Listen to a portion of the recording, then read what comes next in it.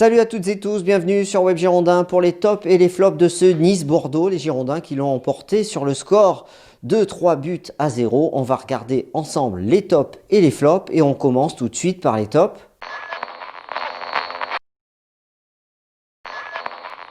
Les tops, ils sont nombreux pour ce match, les tops du côté des Girondins de Bordeaux, et on va remonter le terrain avec les tops de cette rencontre. On commence par la paire de défenseurs centraux, Bays, Koscielny. Ils ont livré un match impeccable face à Dolberg qu'ils ont muselé. Petite mention spéciale à Laurent Koscielny pour ses duels et son placement impeccable sur les actions niçoises. Et un petit top aussi pour Paul Bays et son but sur corner. On pouvait craindre avec le départ de Pablo que Bordeaux soit moins dangereux sur corner parce que Pablo marquait des buts sur les corners des Girondins. Et on a vu en effet que Paul Bays est capable lui aussi de marquer puisqu'il a marqué le deuxième but des Marinés Blancs. Les deux joueurs sont dans les tops. On continue à remonter le terrain avec les tops et Otavio qui a fait un match où il est monté en puissance au fil des minutes et il a muselé Reine Adélaïde en deuxième mi-temps. Ça a été un peu plus dur en première mi-temps, mais en deuxième mi-temps, il était partout, le milieu de terrain des Girondins de Bordeaux. Il a coupé les trajectoires adverses. Il a défendu proprement avec cette intervention et ce sauvetage à la 73e minute sur Guiri dans la surface de réparation, des relances propres, du jeu vers l'avant. Bref, c'est un match parfait pour Otavio qui est dans les tops pour cette rencontre. On continue à remonter le terrain pour les tops et on arrive au poste de Yacine Adli. On peut craindre, et on pouvait craindre avant cette rencontre, que Yacine Adli, qui enchaîne depuis son arrivée au Girondins de Bordeaux entre les prestations en demi-teinte insuffisantes et les bonnes prestations, il avait été pas mal lors de son entrée en jeu face à Lorient. On se demandait quelle allait être sa prestation ce soir face à Nice alors qu'il était titulaire en poste de numéro 10 à la place d'Hatem Ben Arfa et on a eu la réponse, il a été très bon et il est monté lui aussi en puissance au fil des minutes. On peut dire que dans ce match, on a une première mi-temps maîtrisée des Girondins et une deuxième mi-temps où Bordeaux a complètement pris l'ascendant sur l'équipe niçoise. Et Yacine Adli est un exemple de cet ascendant que Bordeaux a pris. Il a distribué le jeu, une passe décisive pour Wang et on a vu une connexion entre les deux joueurs avec des bons services d'Adli pour Wang en première intention.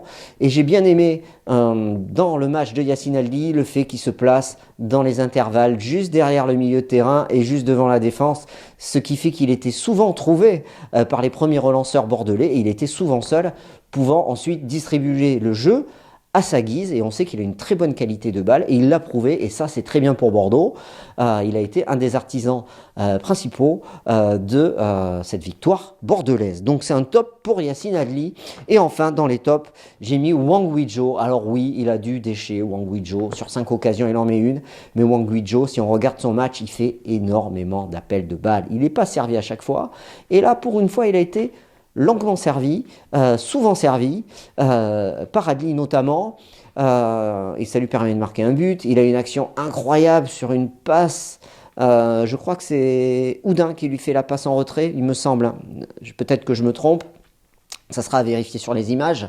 Et Benitez fait un arrêt parce qu'il manque de lucidité dans son dernier geste, Wang. Mais il court tellement, souvenez-vous, cette interception qu'il fait dans les pieds des défenseurs niçois pour créer encore une énième occasion bordelaise.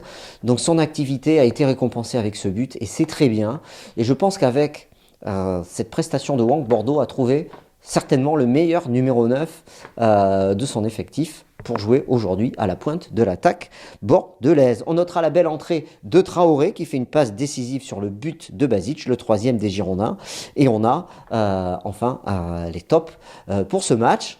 On regarde maintenant les flops puisqu'il y en a.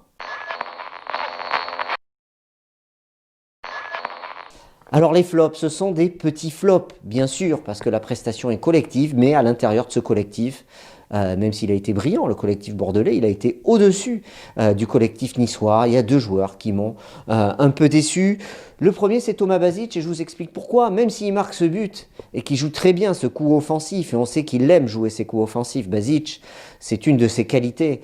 Quand il va marquer le troisième but, il avait fait un bon début de match, et au bout, alors j'ai pas noté la minute où il prend son jaune, mais il prend son jaune, il a un contact, il se tient un peu la jambe. Alors on ne sait pas s'il se tient la jambe parce qu'il veut pas prendre le jaune, et donc il fait semblant d'avoir pris un choc, ou si vraiment il a pris un choc. En tout cas, à partir de cette minute-là, c'était en milieu de première mi-temps, mais on le voit plus, il disparaît un peu du jeu bordelais, jusqu'à cette deuxième mi-temps où quand même il s'est mis au niveau du collectif bordelais, et on le voit surgir sur un coup offensif en fin de match. Voilà, donc c'est une petite déception, c'est pas un flop énorme, c'est une petite déception pour Basic et cette prestation-là. Et enfin, il y a un autre joueur, mais qui a été passeur décisif sur le corner. C'est lui qui tire le corner pour la tête de Paul Bass.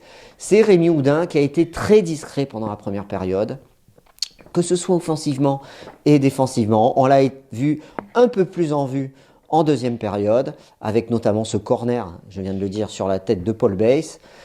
Néanmoins, c'est vrai que c'est un des joueurs par rapport au collectif et à d'autres joueurs qu'on aurait aimé peut-être voir un peu plus en avant dans cette rencontre face à l'OGC Nice. Voilà, je noterai, je ne l'ai pas noté dans les tops, le très bon match de Youssouf Sabaly sur son côté droit qui confirme qu'il est bien en jambes. Voilà, vous aussi donnez vos tops et vos flops.